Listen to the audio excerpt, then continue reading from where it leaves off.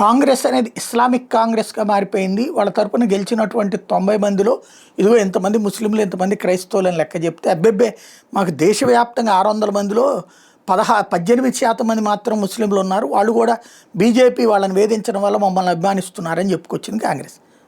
అది ఇప్పుడు చెప్పిన లెక్క ఎక్కడ?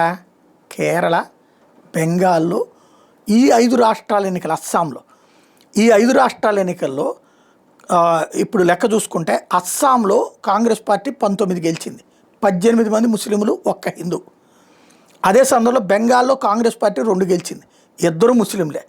అలాగే కేరళలో కాంగ్రెస్ పార్టీ 63 సీట్లు గెలిచింది, టోటల్ కూటమి కాకుండా సొంతగా. అందులో 12 మంది ముస్లింలు, 46 మంది క్రిస్టియన్స్, 5 మాత్రం హిందువులు. ఇది ఈ లెక్కకి వేరే లెక్క చెప్తుంది అనమాట. కర్ణాటకలో గెలిచిన దాంట్లో లేరు, లేకపోతే అట్టట్లని. ఇది ముస్లిం క్రైస్తవ ప్రాధాన్యత కలిగినటువంటి ఏరియాలో వాళ్ళకే ఇస్తుంది.